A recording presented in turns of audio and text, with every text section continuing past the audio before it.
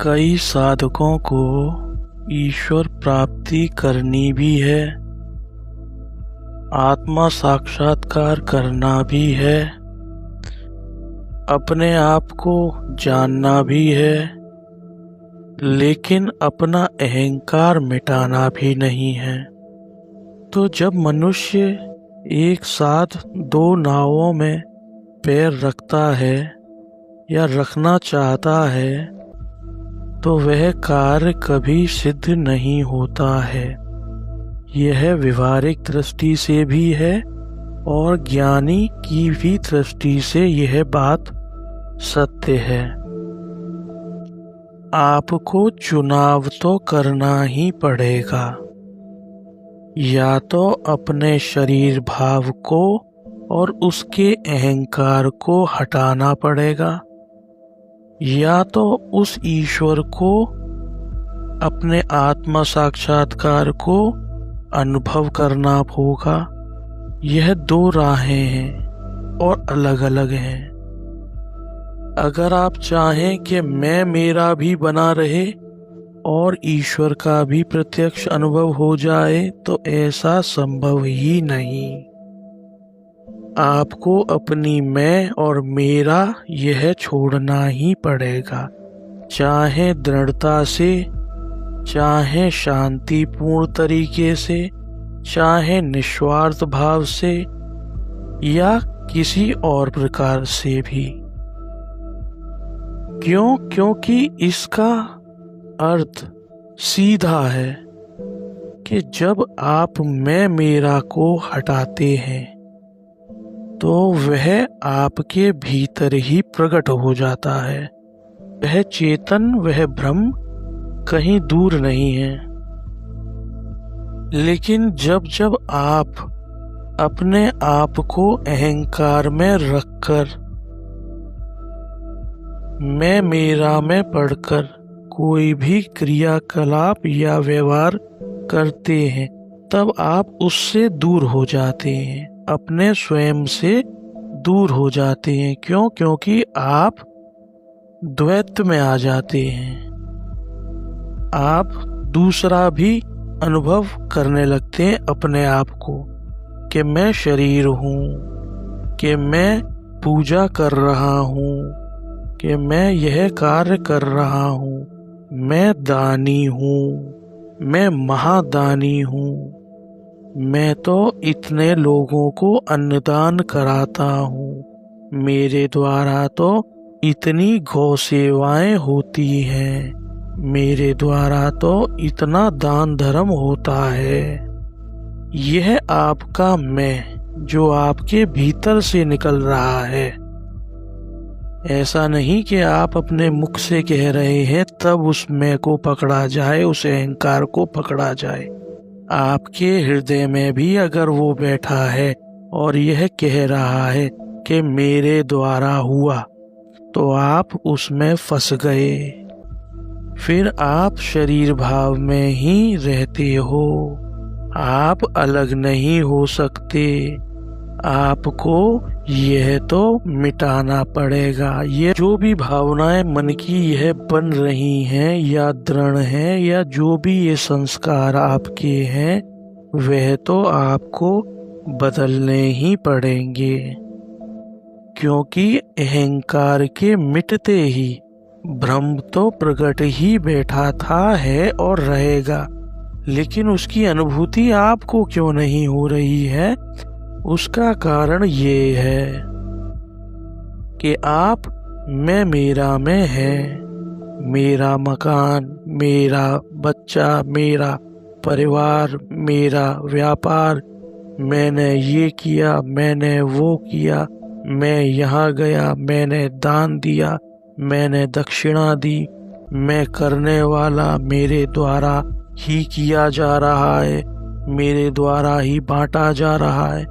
यह सब जब तक आपके संस्कारों का बदलाव नहीं होगा, इस मैं का विनाश या बदलाव नहीं किया जाएगा, तब तक आप अपने ब्रह्म स्वरूप में नहीं टिक पाएंगे। ना ही उसका अनुभव कर पाएंगे। क्यों? क्योंकि आपने अपनी वृत्ति को अपने शारीरिक मन में मैं बना के बैठ गए हैं। आपने जो अपनी अवस्था बनाई हुई है वह शरीर भाव की है, लेकिन आप शरीर से, मन से, बुद्धि से परे हैं। यह आपको अनुभूति कब होगी? जब आप इस मैं मेरा से सदा के लिए मुक्त होंगे। तो उसी का तो अभ्यास आपको करना है। छोटा सा अभ्यास है, ज्यादा बड़ा भी नहीं, लेकिन आपका जुड़ाव इतना है। आपने उस मैं से, जो शरीर भाव की मैं है, इतना जुड़ाव कर लिया है, आपके संस्कार इतने गहरे हो चुके हैं कि आप उससे चाह के भी अलग नहीं हो सकते। लेकिन एक समय ऐसा आता है 24 घंटे में, जब आप उस मैं से अलग हो जाते हैं। आप क्या, प्राणी मात्र, हर कोई 24 घंटे में एक बार अलग होता है उस भाव से, और वह होता है जब वह निद्रा में होता है। जब आप नींद में जाते हैं शरीर भाव में, तब आप शरीर से अलग हो जाते हैं। तो यह भी चमत्कार आपके सामने है। ऐसा नहीं कि जो बोला जा रहा है, आपको जो समझाया जा रहा है, आप उसको असत्य माने। आप मान ही नहीं सकते। क्यों? क्योंकि यह चमत्कार या यह सत्य प्रकृति में उस ब्रह्म ने दिया है कि आप एक अवस्था आपकी ऐसी आती है शरीर भाव में भी कि आप उससे हटके परे जाते हैं। जब आप निद्रा में होते हैं तब आप बताएं, आप कौन से सेठ होते हैं, आप कौन से साहूकार रहते हैं, आप कौन से अमीर रहते हैं, कौन से गरीब रहते हैं, आप में कौन सा सुख रहता है, कौन सा दुख रहता है, आप में कौन सा अहंकार रहता है, कौन सा मान रहता है, अपमान रहता है। कुछ रहता है? कुछ भी नहीं रहता। एक सहज अवस्था होती है, बस वही निद्रा वाली अवस्था, जो शयन में आप शरीर को हटके जिस चेतना में, अर्थात जिस स्वयं में पहुंच जाते हैं, वहीं तो आना है आपको। व्यवहारिक दृष्टि से आपको आना तो वही है, तो उसमें आपको देर क्यों लग रही है? क्यों? क्योंकि आपने निद्रा में तो अपने में आना सीख लिया है।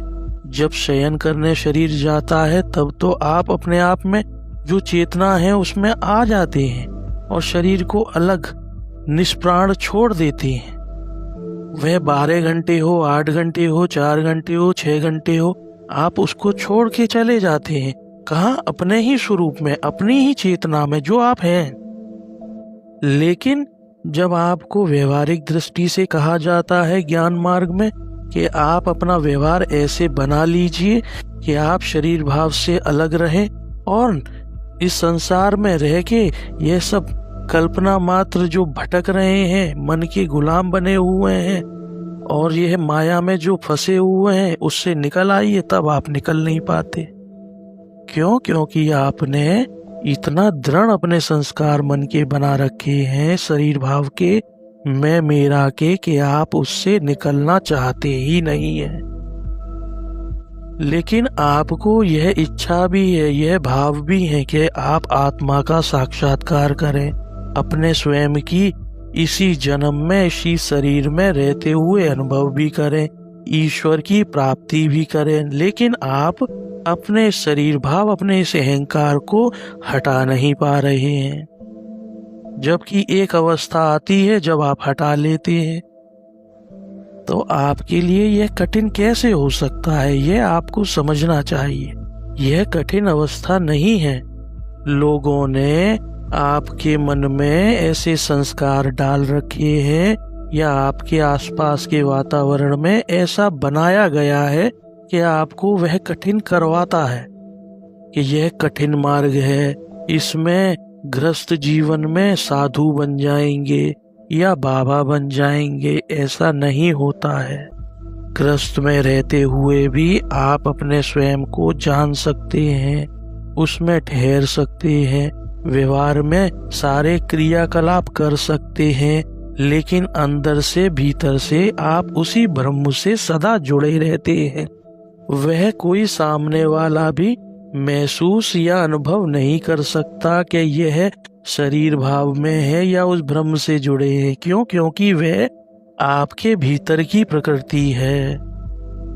अगर किसी के मन में झूठ है, कपट है और आपसे वह मधुर वार्तालाप कर रहा है, तो क्या आप उसे समझ पाएंगे? नहीं समझ पाएंगे। ऐसे ही जब आपके भीतर उस आनंद की धारा चल रही हो, उस चेतन से एकाकार हो गए हो, तो आपके प्रकृति अंदर की क्या है वह सामने वाला नहीं देख सकता, नहीं महसूस कर सकता। हाँ, अगर सामने वाला भी ज्ञानी है, सामने वाला भी उसी अवस्था में है, तो वह मुस्कुरा देता है, समझ जाता है, भीतर ही भीतर से प्रणाम भी कर देता है कि अरे यह तो वही अवस्था में है जिसमें मैं हूँ।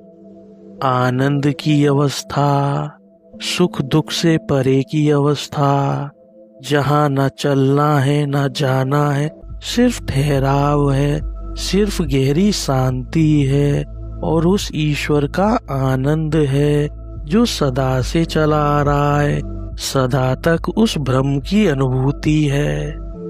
जहाँ इतना भी बाल बराबर भी थोड़ा सा भी ना दुख है, ना सुख है, ना कोई और कुछ झंझट है, सिर्फ आनंद और शीतलता ही शीतलता है सदा के लिए।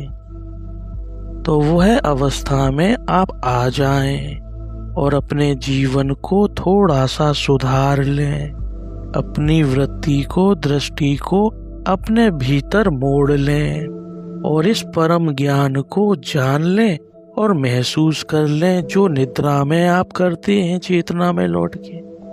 बस व्यवहारिक दृष्टि से शरीर भाव से अलग हो जाएं और अपने ब्रह्म स्वरूप में जग जाएं। ओम आनंद आनंद आनंद।